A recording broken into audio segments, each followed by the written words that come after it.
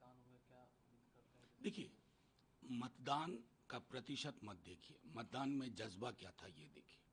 20 में जिन मुद्दों को उकेरा गया था तेजस्वी जी द्वारा, आज वो मैच्योर्ड होकर के बिहार के पूरे अंतर मन में है। चाहे नौकरी का सवाल हो, सामाजिक सुरक्षा का सवाल हो, एक नई किस्म की शिक्षा और स्वास्थ्य व्यवस्था का सवाल हो, तमाम चीज़ों ने एक कैनवास बना लिया और वोटिंग उसी कैनवास पे हो रही है। यूपी वाले के सीएम आकर के पिच बदलने की कोशिश कर रहे हैं, नहीं हो पा रहा है। असम वाले सीएम आकर के पिच बदलने की कोशिश कर रहे हैं, बिहार की जनता नकार दे रही है। पीएम आकर के कट्टा कट्टा कट्टा खेल रहे हैं यहाँ बिहार के रेना, बिहार के एक एक व्यक्ति कह रहा है यार जो आप गुजरात में बोलते हैं वैसा भी यहाँ बोलिए ना, वैसा ही निवेश की बात करिए।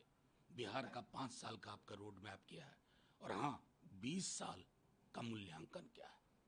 इसलिए मैं देख रहा हूँ फर्स्ट फेज में जो मुहर लगाई है अमित शाह जी की तरह, मैं तो मशीन का अंदर का खेल नहीं जानता हूँ, लेकिन मैं जान रहा हूँ कि 2/3 ने अपना मन बना करके महागठबंधन को दे दिया, और वही कमोबेश बेहतर ही होगा, कम नहीं होगा।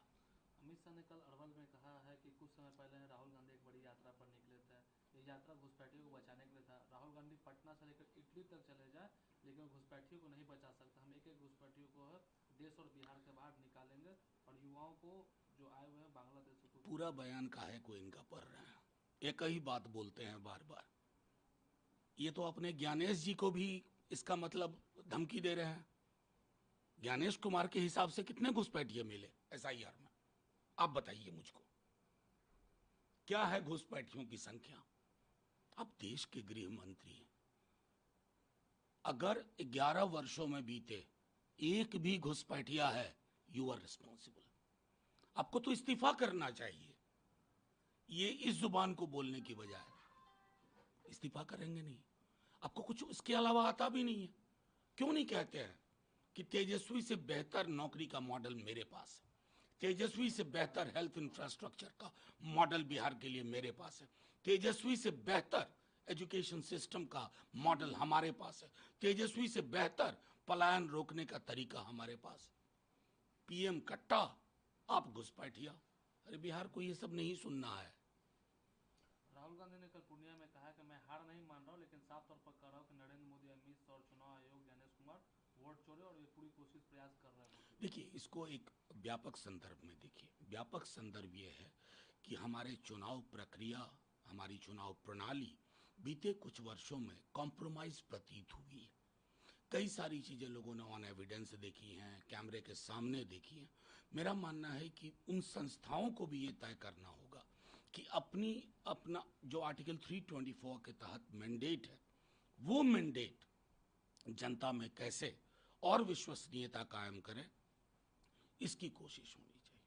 तेजस्वी यादव ने भी कहा है कि जो पहले चरण का चुनाव हुआ है 3 दिन 4 दिन बीत गया, उसके बावजूद भी चुनाव आयोग ने ये नहीं बताया कि पुरुष कितने मतदान किए और महिला कितने मतदान किए हैं। ये आंकड़े क्यों छिपाए जा रहे हैं? और जिस तरीके से देखिए, मैंने कहा ना कि इतने इतने सारे सवाल हैं। आप मीडिया वाले मतदान प्रतिशत को लेकर के कह रहे थे कि इतना प्रतिशत बढ़ गया। क्या आपको पता था कि बेस और उसकी इसका ताल्लुक क्या है, क्या कोरिलेशन है, कैटेगरी वाइज डेटा क्या है? नहीं है।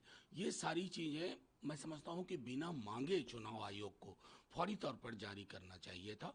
हाल में आप देखिए कई और विषय हैं, जैसे जहां स्ट्रांग रूम में ईवीएम्स रखे गए वहां बिजली कटने की शिकायतें आ रही हैं।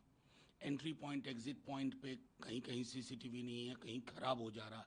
इसके लिए भी हमने 2 दिन पूर्व माननीय मुख्य चुनाव आयुक्त को पत्र लिखा। तो कमोबेश अगर देखेंगे तो इन सारी चीज़ों पर फौरी तौर पर पहलकदमी बेहद आवश्यक है। पटना में विभिन्न जगह पोस्टर लगाए गए हैं 2025 फिर से 2025 से 30 फिर से नीतीश।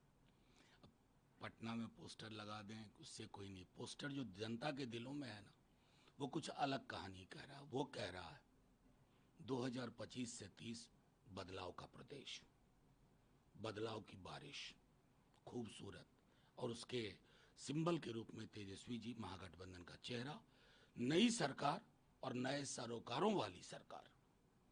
मोहन भागवत उन्होंने जिस तरीके से कहा है कि आरएसएस में मुसलमान भी शामिल हो सकते हैं। पहले आरएसएस की व्यवस्था में हिंदू जातियों में जो डाइवर्सिटी है उसको तो ठीक कर लें, वही नहीं कर पाए आज तक। और सबसे पहले रजिस्ट्री करवा लें संस्था की। ये संस्था रजिस्टर्ड ही नहीं है, कोई तो हिसाब किताब कहीं देना होगा।